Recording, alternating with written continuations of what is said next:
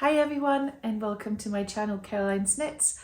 My name is Karoline and I live in Scotland with my husband Ben and our dog Fivel, and we are expecting a baby any day now. She is technically full term, so I am incredibly out of breath permanently, and in general just hit that point of pregnancy where you are just a little bit uncomfortable all the time. So please excuse the breathlessness, the fact that I will look tired because I'm not sleeping great.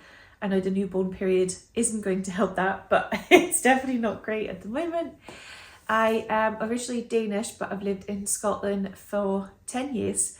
I've just passed 10 years because we've just passed September. I often get asked why I ended up in Scotland, and I moved here to study a degree. So I have a degree from the University of Edinburgh, and then I met Ben and married him and never left. So that's why I live in Scotland. I'm also joined by Fivel today, who hurt her paw last week and is currently on a little bit of calming meds to make sure she rests her paw so it can heal. But also I think she finds it really weird when I film down here, but I couldn't be asked to set up upstairs. So we're downstairs in my living room, which feels a bit strange, but hopefully it should also allow me to sit a little bit more comfortably because baby girl really likes to sit in my ribs. And today she feels extra active. Today is the first day of my official maternity leave. So I finished off work until November next year, which feels really, really strange. And yeah, I just thought I would film today because I wanted to make sure I had an episode out before she got here. I am toying with the idea of filming a little bit of like, what did I knit on maternity leave before she's born. So I'll see how I get on. I think I've been a little bit put off by it because I have so many ideas and so much drive to do things, but in actuality I am just so tired, and I really want to make sure that I spend this time before she arrives, which could be today, and if they let me go as much overdue as they'll let me in the UK, it could be basically another 4 weeks. I want to make sure that I really enjoy this time to rest, relax, do some knitting, have daytime naps, and just feel ready for her coming. I already did a lot of the I guess organisational nesting and like the preparing for quite early on. So her nursery has been ready for ages, and her clothes are washed, and my hospital bag is packed, and so is hers. Today we ticked off the final thing on the nesting to-do list because we had snacks delivered for the hospital bag. And yeah, so all of this to say is that I don't know how much you'll see me before or after she arrives, but hopefully it won't be too long.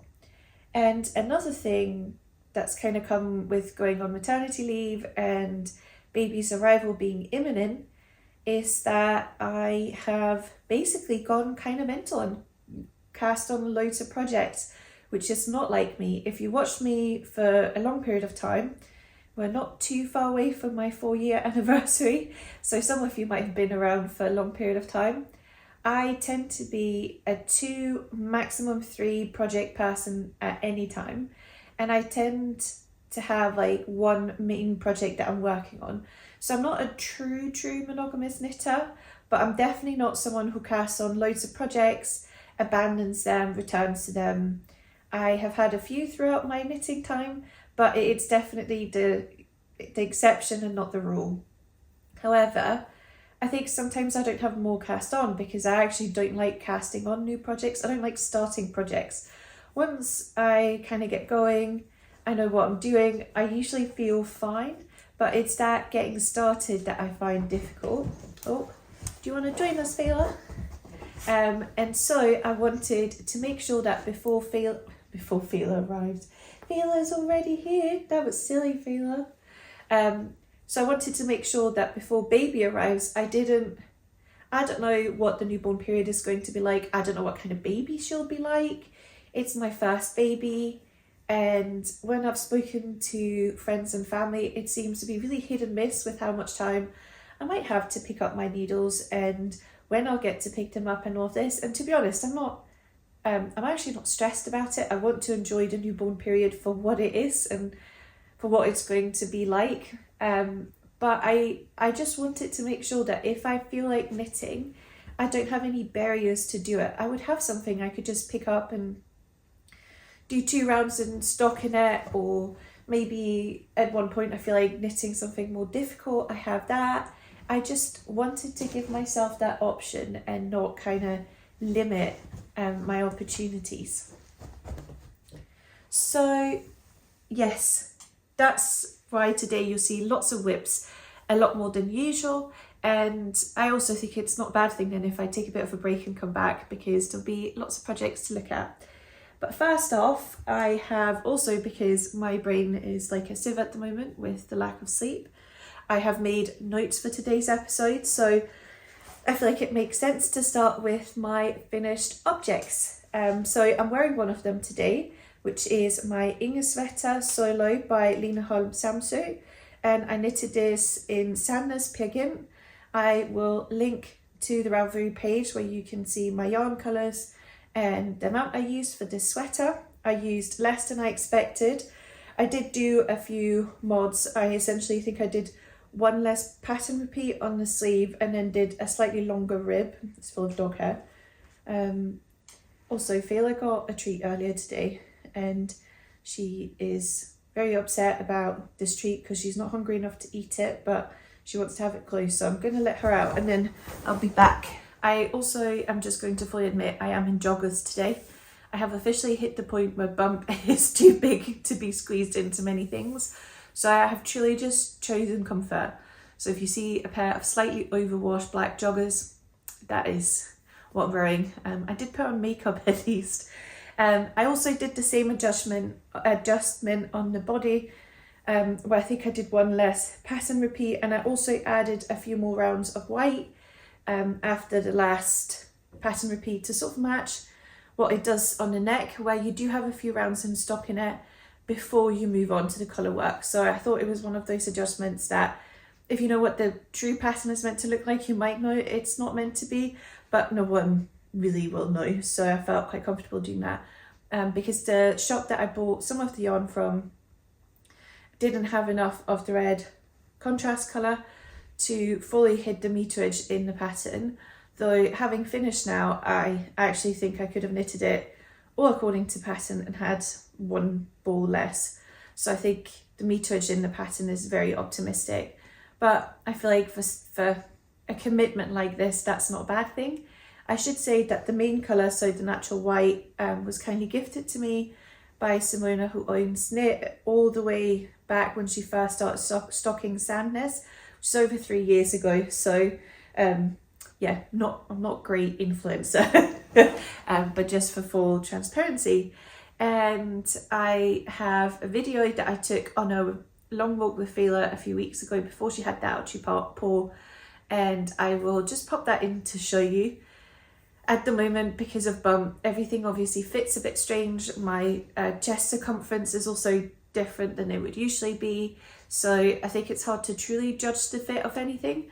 So far I'm quite happy. The sleeves aren't mega long, but I felt when I looked at other finished projects on Instagram that some of the sleeves just felt like they look like they're too long, and then they kind of get like they bunch up by the wrist.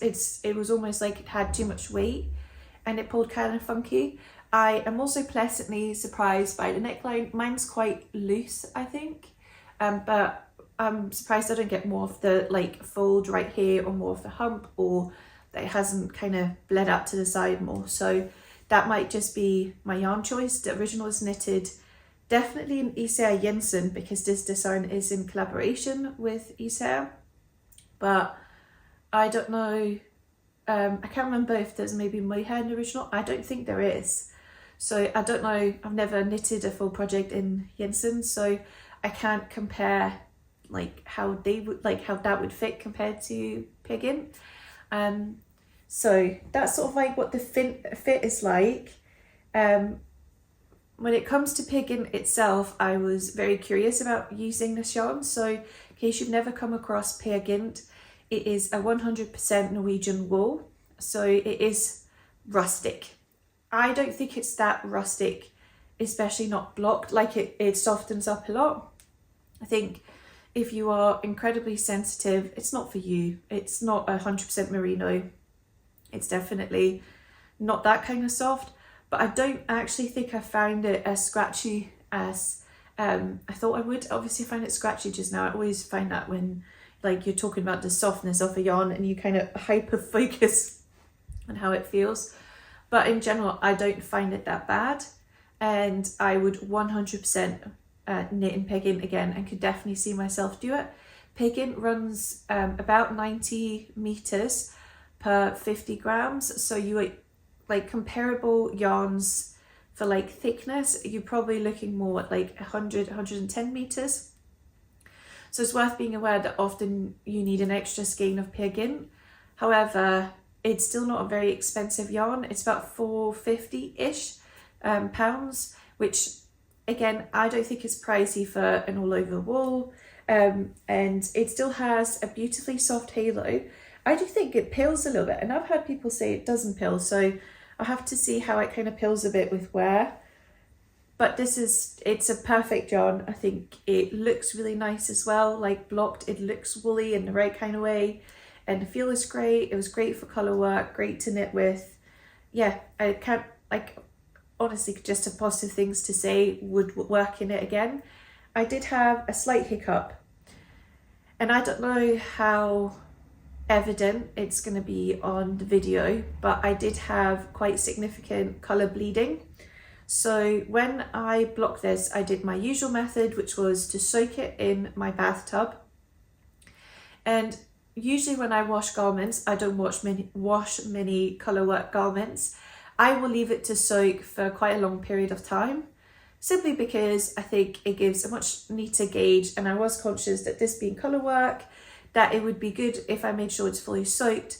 I find that because wool in general doesn't like to soak up water, it can actually take quite a lot of time before a garment has been fully soaked. However, I put it in, it was all fine. As I kind of moved the water, I was checking that it didn't immediately stop bleeding, because I'm conscious that especially the red is quite bright colour, and obviously the navy is quite dark.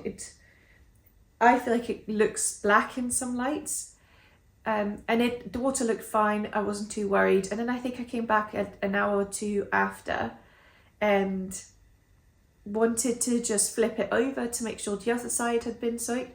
And as soon as I did that, I saw the red starting to bleed out into the water. The water had been clear before, but me moving it, obviously the dye came out. So it has been, like, I have had dye bleeding. It's especially obvious in certain places and not in others. So it's like I find on the colour work itself, it kind of just looks like the red has gone a little bit fluffy. So if there is some colour bleeding, it's not that obvious. But there is quite obvious colour bleeding on the ribbing across the sweater, because that's obviously where you have the most natural white. I did ask on Instagram if anyone had any advice. So far, I did also add vinegar to the water, I should say, so it wasn't just washed with wool wash actually. So I already had vinegar in original water. Someone recommended washing it with a colour catcher on a wool wash, just to see in like my washing machine, just to see if it would soak up some water. It would soak up some of the dye.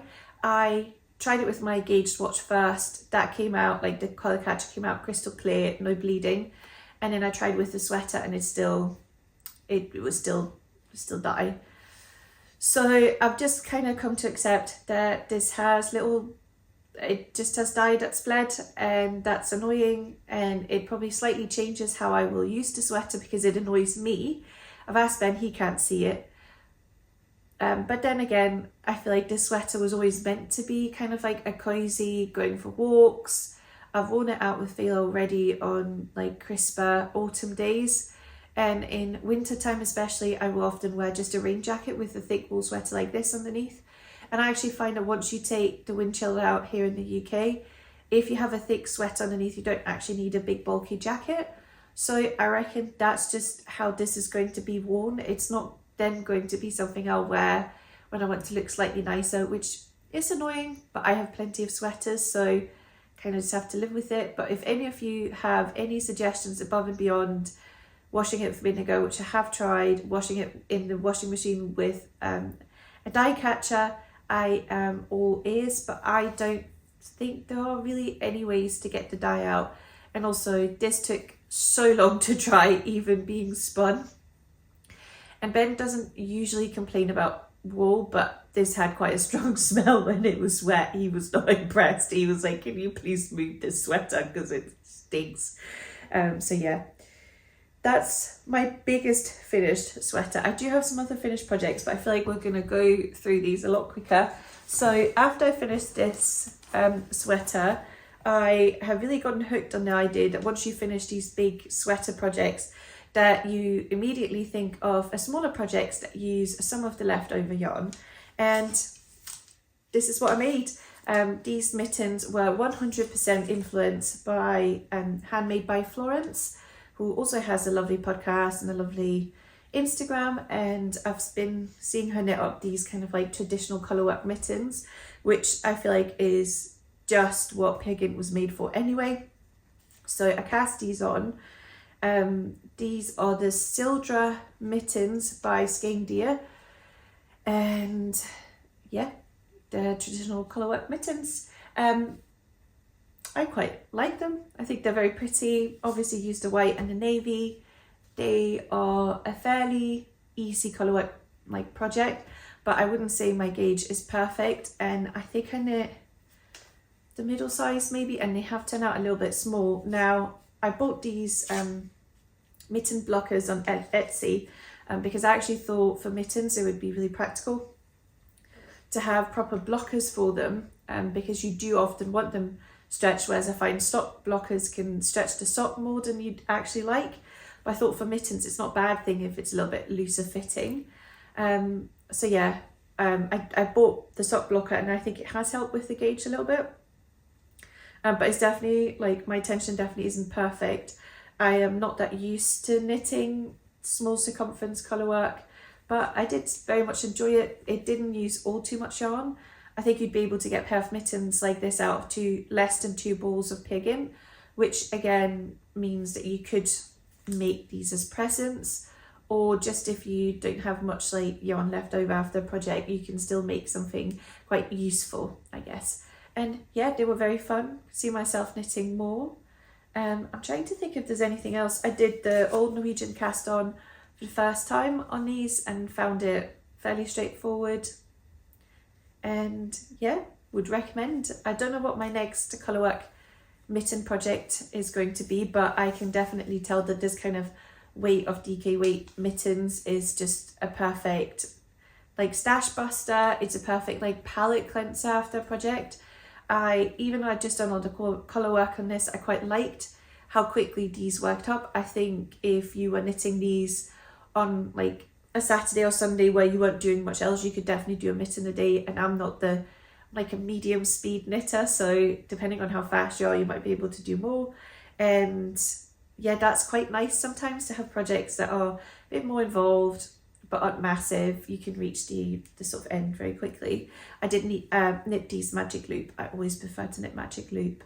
The pattern isn't really written for like a specific knitting method, so it doesn't talk about how you should spread your stitches, which I think would have been helpful, because especially when you are increasing for the thumb, I think I basically realized by mitten halfway through the first mitten that you're really wanting these like side stitches to be what separates the two, for like where you separate them for your magic loop, if that makes sense, which isn't where you would have them separated if you're splitting the stitches 50-50.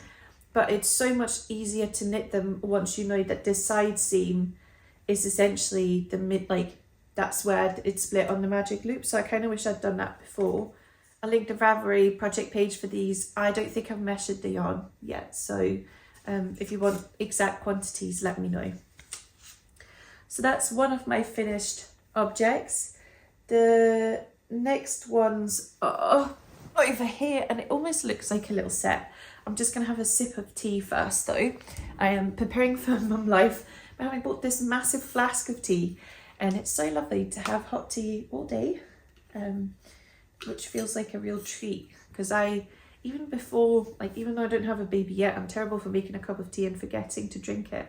Oh, baby girl has started her climb into my ribs. It's so sore. Right, so we're moving into a few baby knits, and because the baby isn't here yet, I don't know how useful anything will be for me personally, but this is a pattern I got recommended loads. So this is the Seaside Set by Petiteknit. This is knitted in Filcolana or Vetta for the main colour, in Marzipan, and then the red colour is a hand-dyed merino. Is it modern? It might be a merino mix. I can't remember what kind of mix, that I bought in from a hand dyer called Peak District Yarns when I was away for knitting weekend with my knitting group. And yes, it's a great, you make obviously a little sweater, but what people seem to really like about this is that because you have this button placard here at the top, it's much easier to get over baby heads, because baby heads are massive and it can feel a bit hard to like get them in. I don't think the neckline looks all that big, but we'll see. Worst case scenario, she will just wear it like with only one, like with a button undone, like so. That's fine with me. I decided to knit this because I was kind of looking for some baby pattern inspiration, and I'm now getting disturbed by the dog who's like, I'd like to bring in my manky treat, so I'll go let her in. I decided to cast this on after asking for recommendations, and this was one of those patterns that everyone kind of said actually use this loads, and I thought it looks fairly straightforward. It was kind of while I was working on this, and I was kind of looking forward to something maybe more classic, stockinette, not too complicated. So yeah, decided to cast this on. I finished the sweater quite quickly. These buttons are from Stengrå, in case you were curious, and they're just tortoiseshell buttons.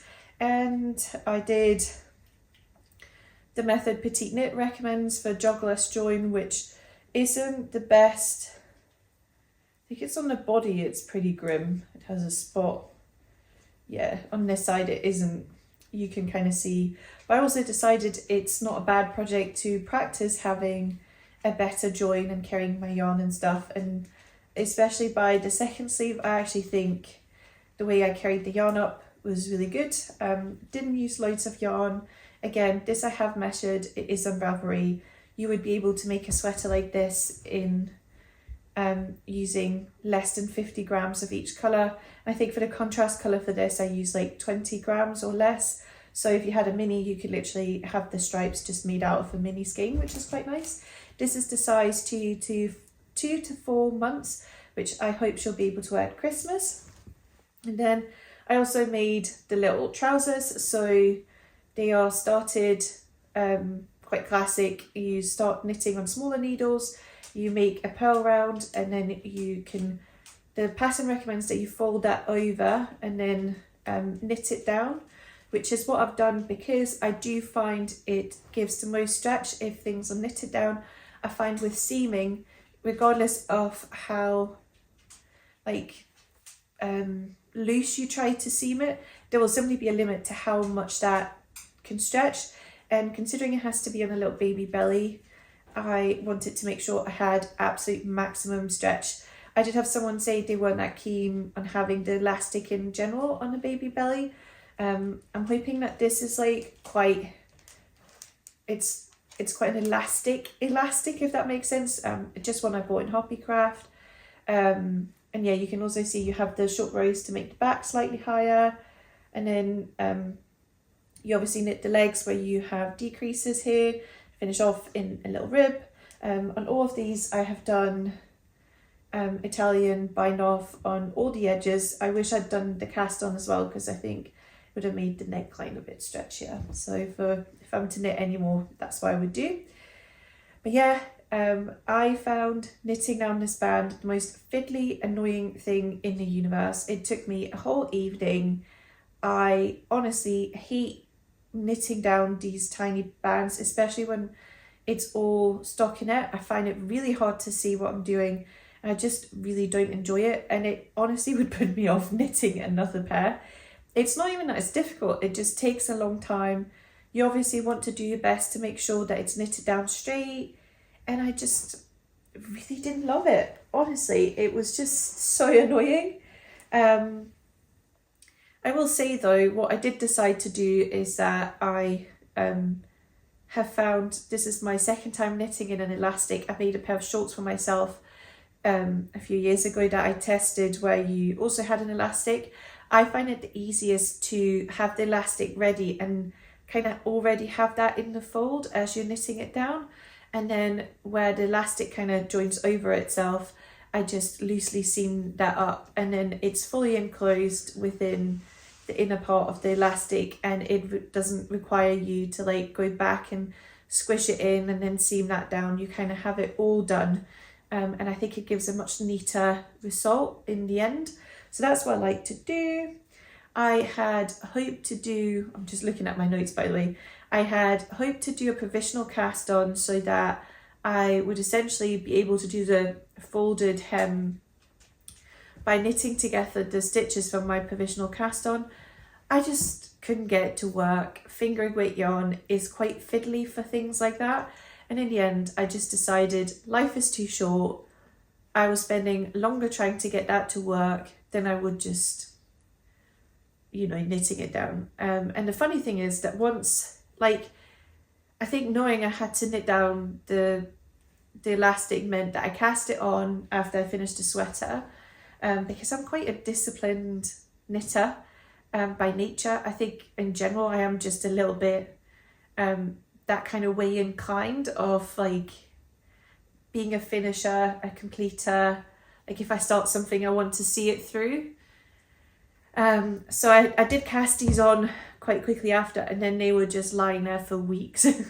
And it kind of reached a point I was like, okay, I'm about to be full term. I really want her to be able to wear these at Christmas time. I think this is such a Christmassy colour to me. And I'd done like 3 rounds after casting on. And every time I was to pick up a project, these didn't get picked up. And it was just because I was putting off the elastic band. So in the end, I just said, right, you're just going to have to push through and knit down the stupid elastic band. And yeah, it will be fine after that. And then honestly, knitting this part took, it really didn't take me long to knit all of this, which is actually quite a lot considering it's fingering weight, but it was just so much quicker. So I think after finishing the elastic band, which it was cast, like, you know, this pair of trousers was cast on for like a week, getting no progress. Once I kind of pushed through and got that done, I think I knitted all of this in like one day. I brought them to work on a day where I could just sit, and I had some things at work where I could just sit in it straight stockinette. So I did that. And then for the trousers, I decided to once again not get stuck and to get through them quicker. I knitted the legs 2 at a time. So it was a bit fiddly to get it going. And at first I wasn't sure. I felt like I was actually saving time knitting them both at the same time. But quite quickly, I did feel like I was really saving time having them both at the same time. It also means if I made any mistakes in the decreases, I would make them on both legs, etc., which I thought was good. I was also certain I was going to run out of yarn. I didn't, because I do have a second skein of this hand-dyed yarn, but I'm kind of hoping to make little socks for myself. I think I showed the little socks I made in the last episode, but essentially I have little cute socks in this yarn that she can wear. But I didn't, I had plenty. It's a little bit fiddly with the cast off. I think I would have been better splitting it off into 2 separate ones for the cast off, so I'd probably do that next time, because on one of the sides I think the join isn't really that good, but I don't think anyone's going to look at that. But knitting them 2 at a time was great. Finished them in an afternoon, a weekend when we were just sat on the sofa anyway. And yeah, it's going to be a cute little set, which I finally got hung up yesterday ready to show you and ready to put away in her wardrobe, with a few other bits of clothing that needed washed. My final finished object I am going to be quite quick about. This is another pair in my, as soon as I finished a project, get something cast on that uses the leftover yarn, so that you at least work through some of those like single skein, or in this case it was less than a full skein. So I made another pair of the mini Bjørn Tøfler by Jordstrikk. They're little booties. They do come in English as well. They are incredibly easy. I knit these up. I think I cast them on at like 2 o'clock, and by 6 or 7 o'clock they were done. Keeping in mind that because baby girl lies in my ribs, I cannot knit uninterrupted for several hours. Often I do have to lie down. So that was not non-stop knitting, and it used up like, I think 23 grams of Drops Merino extra fine that I had left over from the big baby blanket that I showed you I finished. And yeah, funnily enough, even though they're not the same colour, I actually think once you have like the trousers in between, they could totally be worn with this. And yeah, easy. My seaming is absolutely horrendous. I am not going to lie. I am a terrible seamer, and these do require seaming at the back. I knew I was going to run out of yarn on these. I could tell as I was finishing the first booty. So what I did was I essentially knitted all the way till where the rib begins, put the stitches on hold, took a yarn end from the inside, started knitting the other booty, and then when I reached the ribbing on the second pair of booties, similar to the trousers, I decided to knit them 2 at a time. 2 at a time is also much quicker if you knit magic loop, because every time you reset, you're essentially doing double the stitches. So probably not true mathematically, but sort of, you are essentially cutting the amount of resetting for magic loop in half, which is a timing, like I find a time consuming part of knitting magic loop. Like it does add quite a lot of time to anything you're knitting. So anyway, I then knit the ribbing 2 at a time. And then once I realised I was starting to run out, I decided to do a rolled edge. I was a bit inspired by this and all the trend of the rolled edge. So I think I knitted 2 rounds of just plain stockinette, and then I cast off in knit stitches all the way around. And that just created this slightly rolled edge. In the original pattern, you know, I think it's like 8 centimetres, say, of ribbing that you then fold over, but I knew I wasn't going to have enough. But that means that this scrap is completely gone out of my stash, which I'm quite chuffed about, because it was, you know, like 22 grams of yarn, and it's easy to feel like it can't become anything, but it did. So that's all of my finished objects. I cannot believe how much I've had to say today. I think it's because I wanted to film this podcast like start of last week, because I wanted to have it done in case she came early, and I've been like, baby, don't come yet. I'm getting my hair done this afternoon, and I'm so ready to get my roots fixed before she's here. So I was just like, please give me a few days of maternity leave before you arrive. And I was like, knowing me, it wouldn't have surprised me if I hadn't had time to film before she came. But it does mean, I don't know if any other podcasters are the same, that if I know a podcast is coming up and I'm really in the mood to podcast like I have been, I always feel like I have so much more to say, because I've been thinking about what I want to say as I've been working on the projects, which is quite sweet.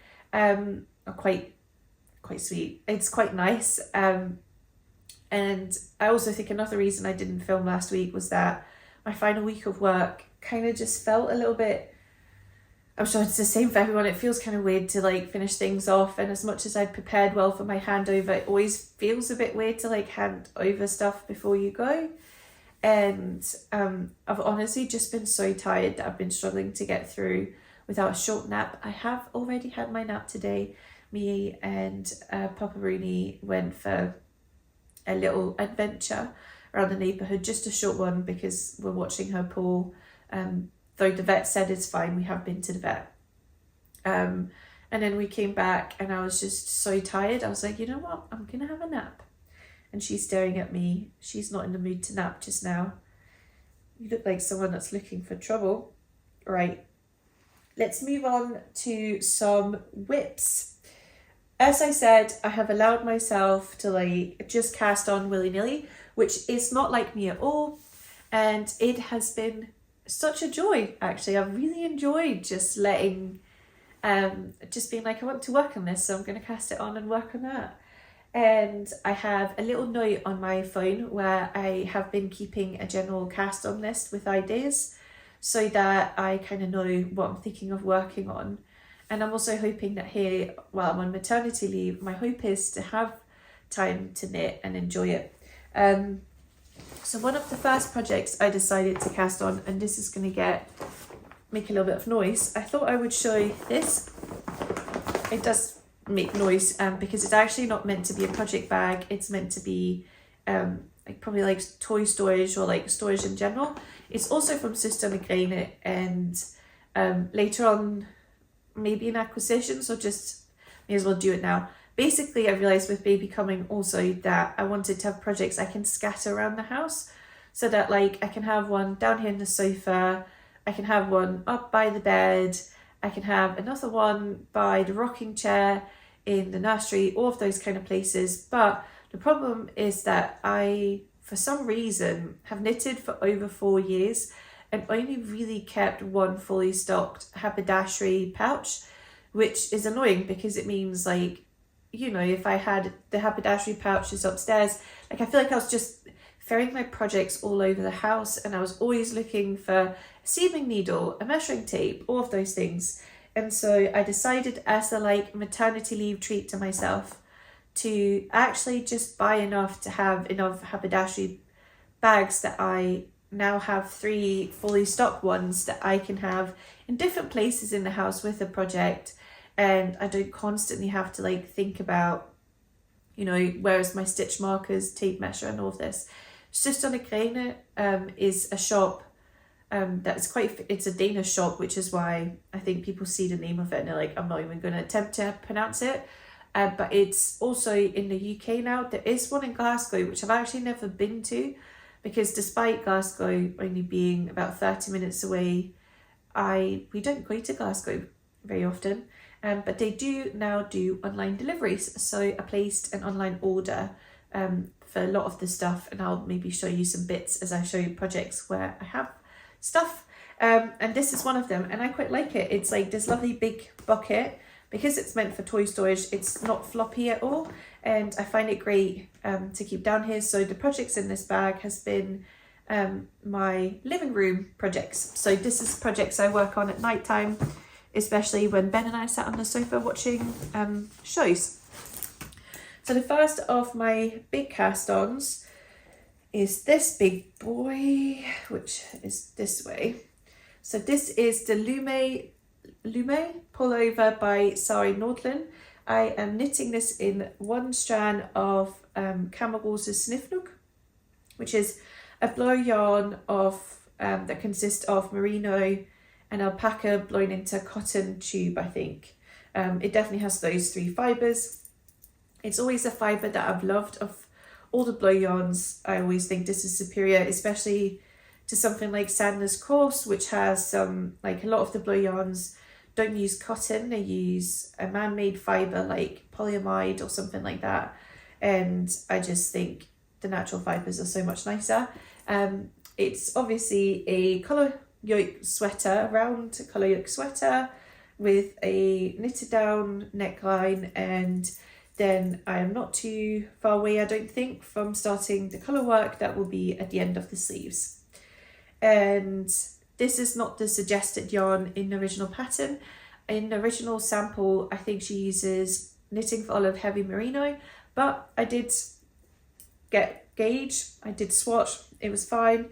And the thing is, I look at this and I feel like it should be massive, but actually at the moment with my bigger chest circumference, I tried it on last night, it is not as big on me as I thought it was going to be. So when I hold it up, I'm like, did I really mess up the gauge here? And I don't actually think I did. There's just something about it that looks quite big. I do think there's too many stitches in the neckline. I think this will need some elastic, or it kind of just sits a little bit too far down and weird, which I don't think it is uncommon in patterns that, especially if they are graded up to bigger size. So I think this is a 2XL I'm making, that they don't want an increase round before you start the colour work. At least from what I remember. I don't remember doing that, but I might have. And I feel like that would have been better, because I think what you've ended up with is just like a massive neckline, which is a bit annoying. I think in the last episode I spoke about how I didn't find Inge to be, like this sweater, to be particularly beginner friendly. I think this is, you don't do any short rows before, after you've split for sleeves, where you then do a few so that it's longer in the back. But that kind of means you're not like trying to manage, like I felt like for this I was managing a lot while doing short rows. You don't do that for this at all. The colour work here has, I think there's 1 or 2 rounds with very long floats, but most of them are pretty short. If you knit in a blow yarn like Snefnug, I also think that's incredibly forgiving for tension. Like the tension on this is already much more even than even the block version of this. It just feels really smooth. And yeah, so if you are wanting to try colour work, I think a pattern like this is great. Sari Nordlund has loads of these kind of colour yoke sweaters if this particular colour work pattern doesn't take your fancy. And yeah, I think it's some nice colours. This has been in my stash for coming up 3 years, I think. And I was just keen to get it worked up because it takes up a lot of room.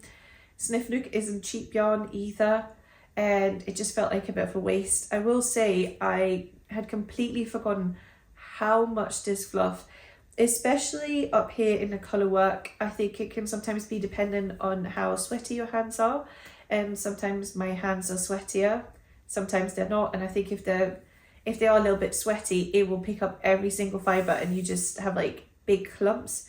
You will also find that this is like, you know, that it will like fluff on, if you're knitting with a blanket, the blanket is covered in it, your clothes is covered in it. And because you're kind of leaving fluff balls everywhere, I haven't felt very comfortable like taking this places. Like I wouldn't, like even once I started knitting the body, I wouldn't take this to work because I wouldn't feel comfortable like leaving fluff everywhere.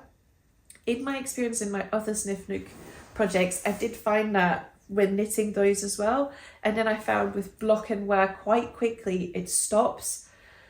So I'm hoping the same is true for this, though sometimes I know fluff can be colour dependent.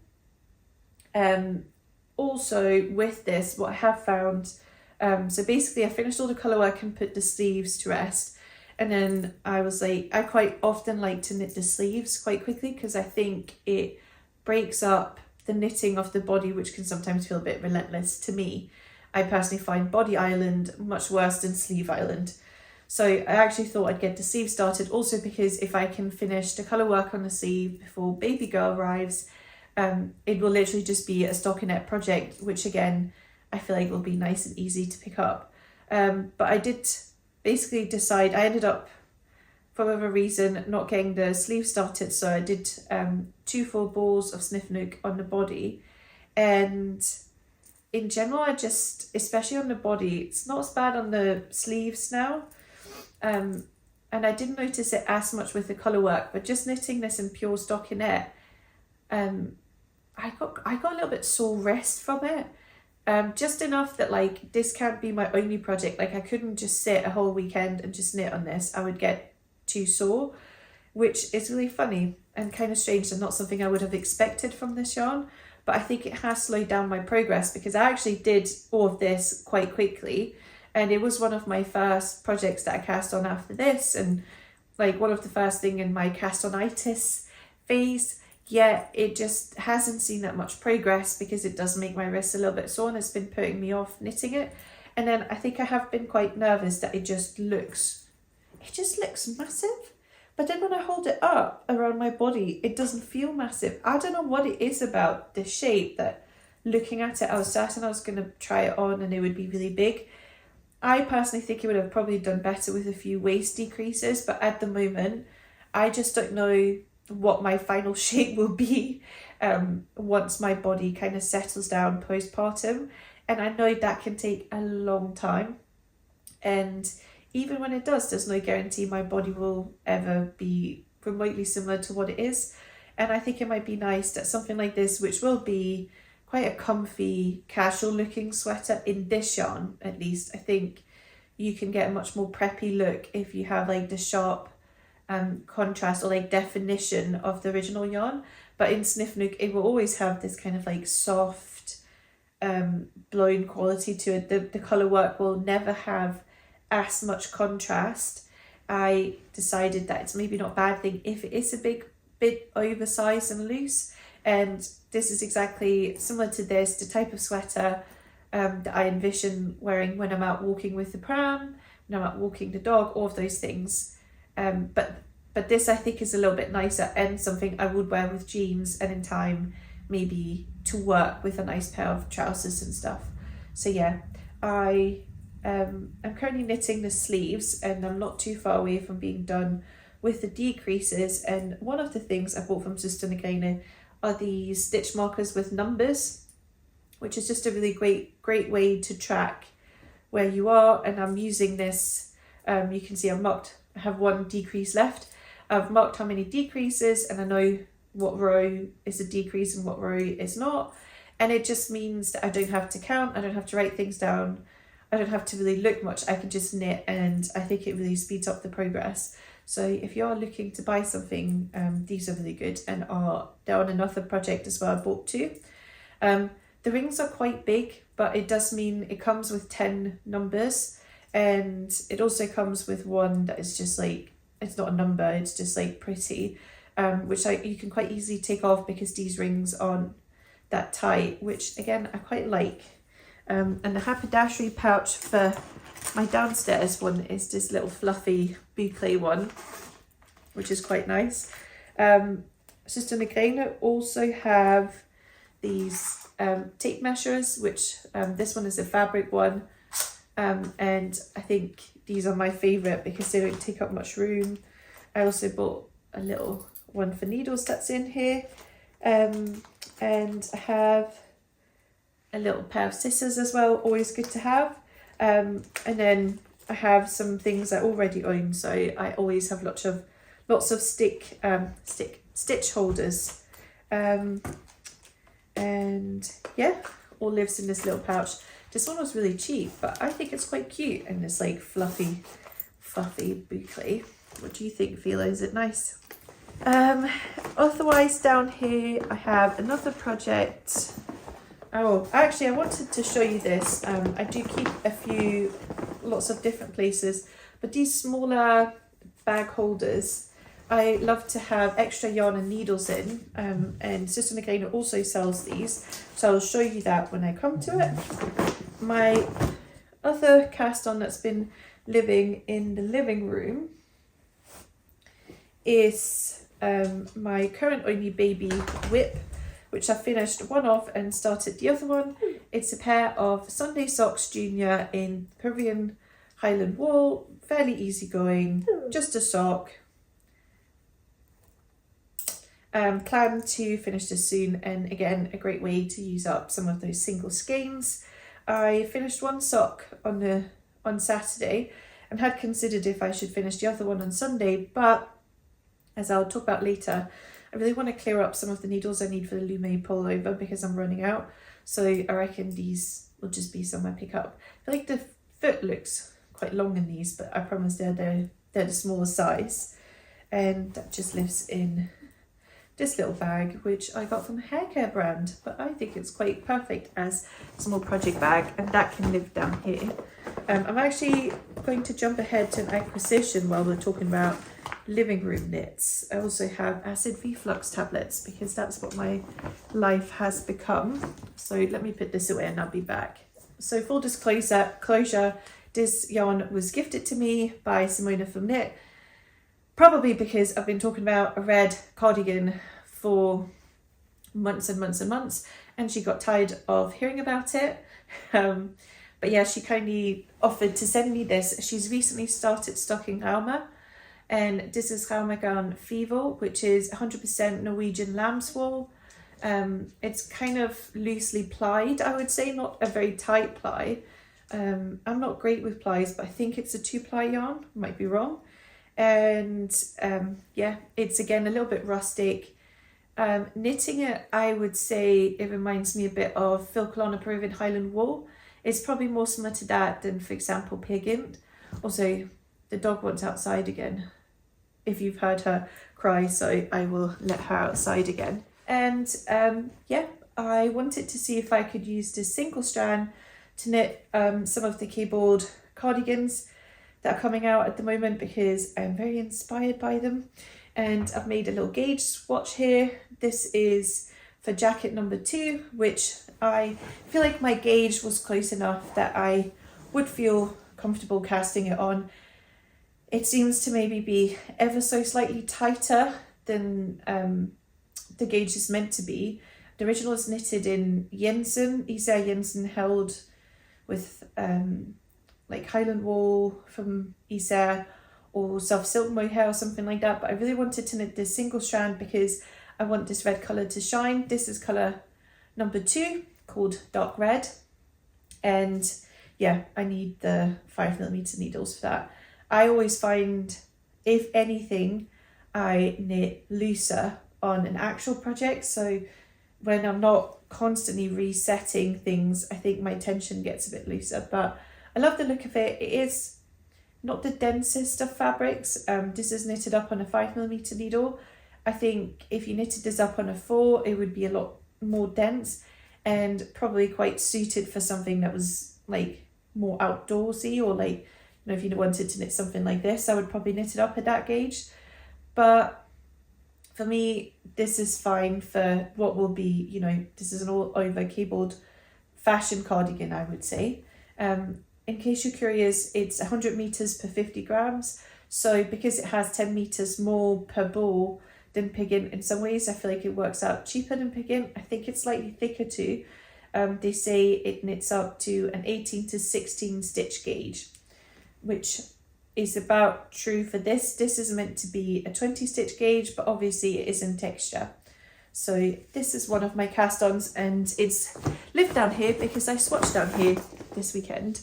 So we're starting to get through most of them, and when I let Fivel out, I noticed I've been filming for an hour, which is a long time. So I'm going to, I feel like the last projects though are not as interesting. The biggest one probably being, let's see, you're the back, probably being this. This is sweater number 9 light by MyFavouriteThings Knitwear, and I am knitting it in West Yorkshire Spinners fleece in Jacob, and this is the colour brown black, which is this, as you can tell, very dark brown. Don't know if I see much black in it, but it's definitely a very, very, very dark brown. This is rustic. This smells like pure sheep. I have not yet knitted it in Ben's vicinity because it is so incredibly sheepy. I am not completely convinced he would be very happy if he was trying to watch the telly and I was knitting in this yarn. So this has very much been what I've been knitting on in the evening when he has been reading, and I often sit through in the spare room and just knit and stay up a little bit longer. And yeah, it's quite a simple construction. You have a 2x2 rib at the top here, kind of like this funnel neck style. That continues down into a raglan. You do some short rows, and I would say it comes under, what did I call it? An advanced beginner pattern. It is slightly more advanced than the original sweater number 9, which I have knitted my first time of knitting. And from memory, the ribbing in that is 2 knit 1 purl. So you can't do an Italian cast on for 2x2 rib, but you can in this because this is a 2x2 rib. And so I did the Italian cast on for 2x2 ribbing, which I fully expected to be horrific, horrible, not worth it, a pain in the arse, all of those kind of things. But I followed Kimi Munkon's tutorial on it. She's the one that does all of the tutorials for Petiteknit, and honestly, I did not find it that bad. I do like the thought that this will have lovely stretch. This is a very woolly yarn, and so I plan to wear it similar to this as an outdoorsy knit. Again, I think a lot of those knits have taken kind of priority because I'm about to go on maternity leave. I will not be, well, I am on maternity leave. I will not be needing office wear for the next, for this winter period.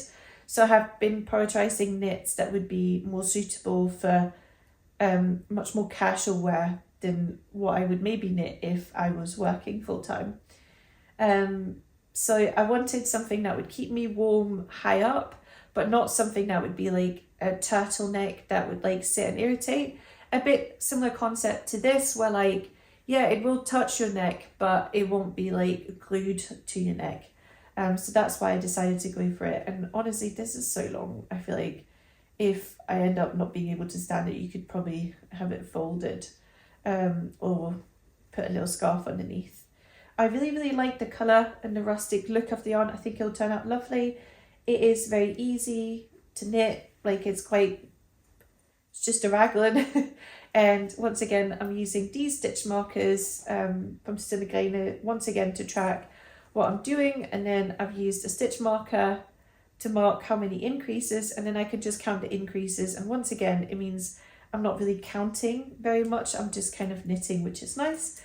Another thing that I bought from Skeindeer is this, which is a nice little spinner, and I feel like it could use a bit more weight, like it's not that weighty, but it does mean that the cake doesn't roll out all over the place. It's quite easy to pull yarn off like this, which is nice. And I have another haberdashery pouch in here. I really like this one because it had a little loop where I have some stitch markers, and I also have this, which is like, I didn't think it was going to be, I don't know if you can hear, it's like a waterproof material. I didn't think that's the material this was going to be, but it's excellent to keep yarn cakes and needles in. So I also have that in here. And I bought this yarn, which being West Yorkshire spinners, I think is fairly easily accessible. It is 100% British wool. Jacob sheeps are very cool sheep. I don't think, actually they are on this illustration, but I think Jacob's sheep in real life are cooler. That's the Jacob sheep up in this corner. This bag I bought from Northern Yarn. This yarn I bought for when we were away for Lissy's wedding, Hive Knit's wedding last year. And this is a bag that's illustrated by a lady who has a PhD in knitting, which is quite cool. And Jacob sheep I would recommend you look up because they can have up to 4 horns and they are very cool looking sheep. But yeah, I thought it was quite fitting to keep it in this. So that one, I'm not too far away from finished a raglan. Again, it will then just be plain stockinette, something easy to knit, something easy to pick up.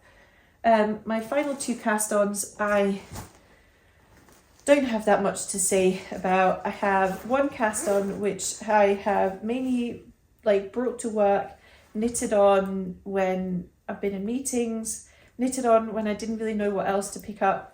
It's the start of a penny sock. You have to knit a penny sock. This is a pattern by Petiteknit. You knit an incredibly long leg, kind of an average sock, and that's it. It's a very simple pattern, but I thought it was good because it's on small needles. My cast on edge is a mess, so we're not going to look too closely at that. But the rest is kind of basic, and this is a project that has absolutely no deadline, no pressure.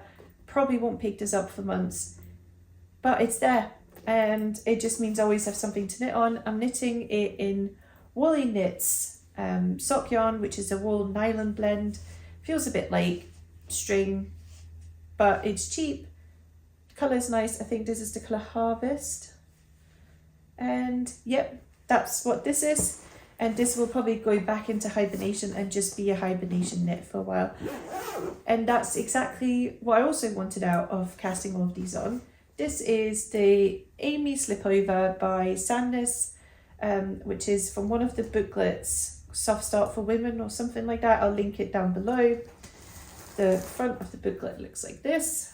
And the Amy Slipover is, as the name suggests, a slipover, where you essentially knit a front panel, a back panel, apply, well, I think you pick up stitches for the front from the back, but essentially you knit it like a tabard, like a night tabard.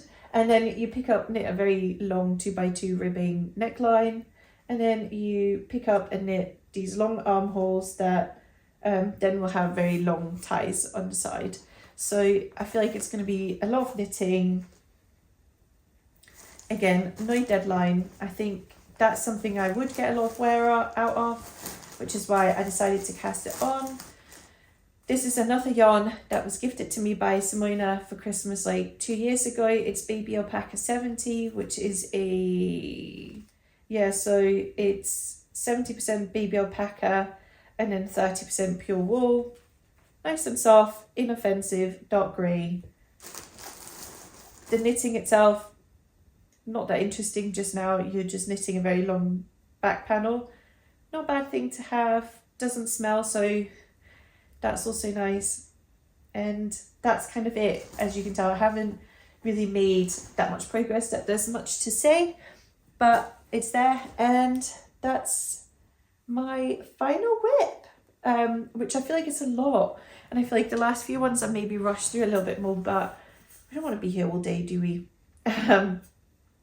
This is a lot of projects for me, and what I have found really interesting is I actually feel like I have still made as much progress as I would have made had I only had 2 projects, because I find that when I start to like not be motivated to work on a certain project, I can just put it to one side and knit on something else just that day or for the next few days, and it's just been lovely. I've actually really enjoyed having a lot of cast-ons. My plan is that I would like to finish the Sunday Socks Junior, but then the plan is to also squeeze in a few baby knits. I think a lot of the baby knits I'm wanting to make, I can probably make in a day or 2. So I'm quite interested to see how much I can knit before she gets here. And once she's here, maybe I'll put baby knits before sweater knits, because I think I'm just kind of conscious that I don't really know what size I'm going to be, if I'm going to be breastfeeding, all of those things. And I feel quite relaxed about the fact that I might be a bigger size once all of this is over, or like once I've had the baby.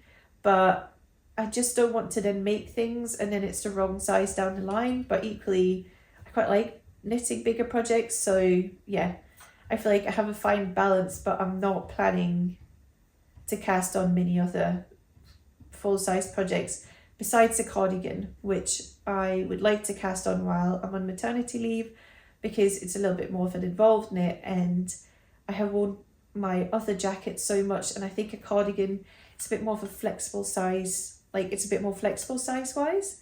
So that's the plan. That's all the knits. Not much to say pregnancy wise. I feel like I've already covered it. I'm very pregnant.